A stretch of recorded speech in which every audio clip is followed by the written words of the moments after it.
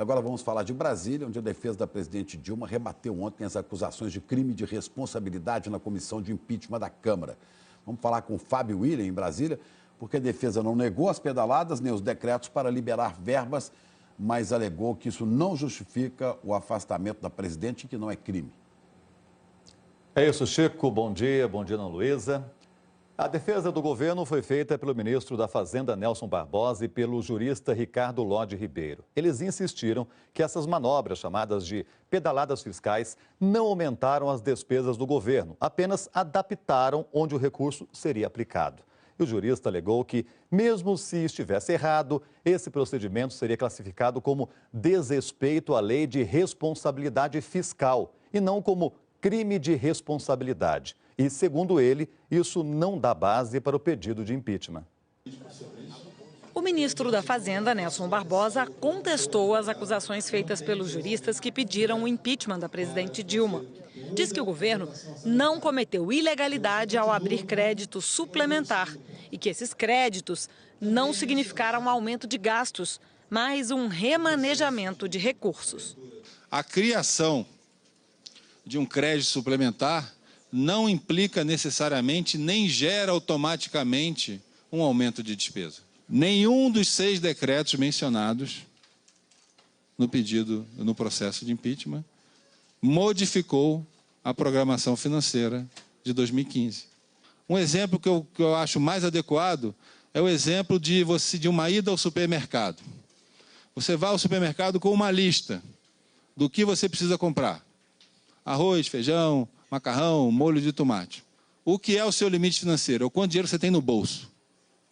É o quanto de dinheiro que eu tenho para gastar naqueles itens da lista do supermercado.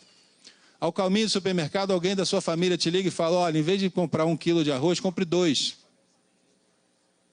Você muda a lista do supermercado, muda a dotação orçamentária, mas você continua com R$100 no bolso. Se você for comprar mais 2 quilos de arroz, você vai ter que comprar menos das outras coisas. É essa a diferença entre o crédito suplementar e o limite financeiro de pagamento.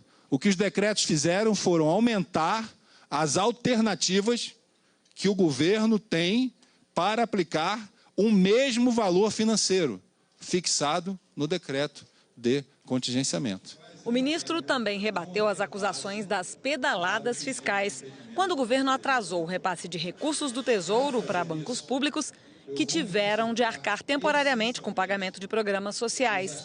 No pedido de impeachment, os juristas disseram que, na prática, o governo fez empréstimos com bancos públicos, porque teve de pagar juros para compensar os atrasos. Nelson Barbosa explicou que as operações eram como contratos de prestação de serviços. Nesse contrato de prestação de serviço, o governo tem uma programação de quanto vai ser o desembolso de cada mês e passa os recursos para o agente financeiro.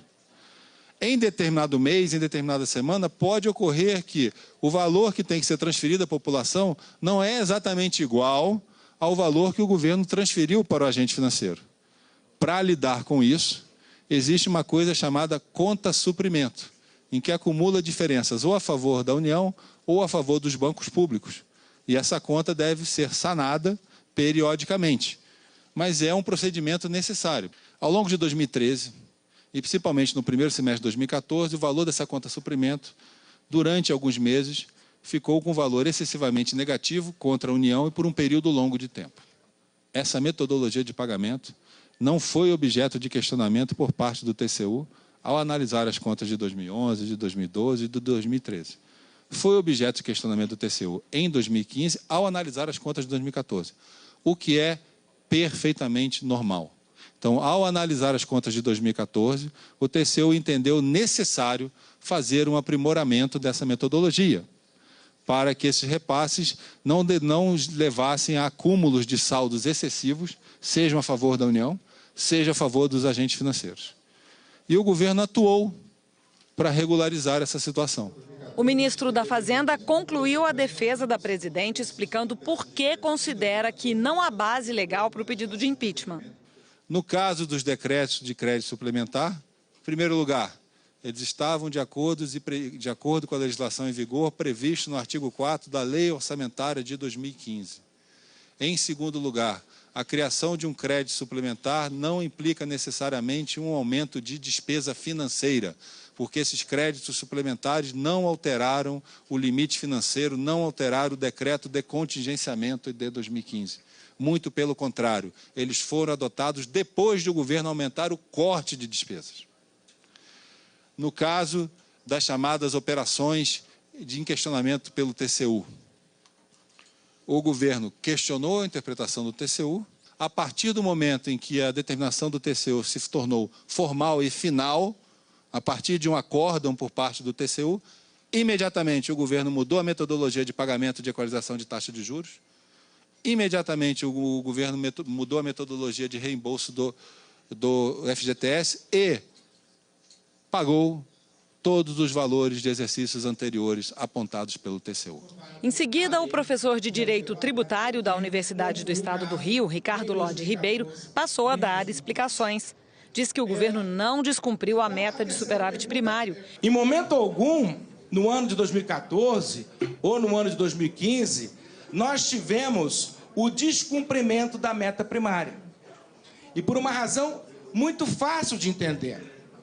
Antes do final do exercício financeiro, no ano de 2015, o Congresso Nacional aprovou o PLN número 5 de 2015. E o PLN número 5 reduziu a meta primária, admitindo um déficit de até 100 bilhões.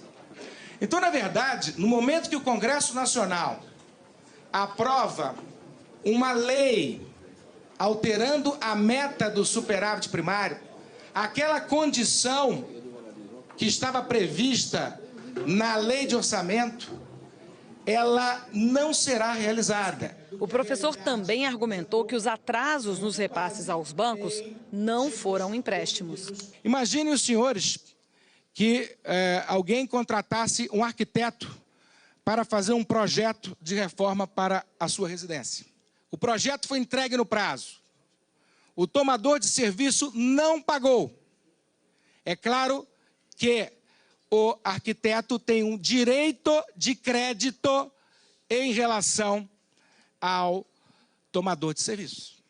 Mas isso não constitui uma operação de crédito. Ricardo Lodi negou que o governo tenha feito as tais pedaladas fiscais, mas afirmou que mesmo se tivesse pedalado, isso só poderia ser considerado um desrespeito à lei de responsabilidade fiscal e não crime de responsabilidade.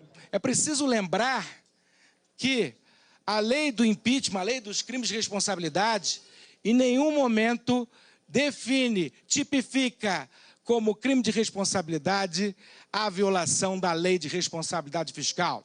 O que se pune é o atentado à lei de orçamento. Não dá para confundir a lei de orçamento com a lei de responsabilidade fiscal. Os deputados que apoiam o governo da presidente Dilma elogiaram as explicações. Ficou absolutamente nítido que não só os decretos tinham autorização legislativa pela lei orçamentária, como eles em nenhum milímetro atingiram ou ultrapassaram a meta fiscal do governo. Já a oposição contestou. Assisti aqui o verdadeiro contorcionismo do ministro Nelson Barbosa na direção de justificar o injustificável. A expectativa na comissão agora é em relação à apresentação da defesa da presidente Dilma Rousseff, que tem que ser feita até segunda-feira, é o último dia do prazo.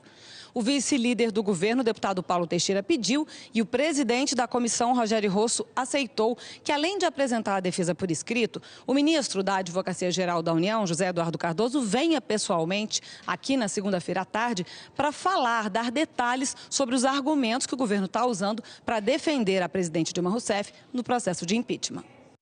Depois que a defesa da presidente Dilma for apresentada, o relator da comissão especial tem o prazo de até 5 sessões para apresentar o parecer que será votado pelos deputados da comissão. Ana Luísa, Chico.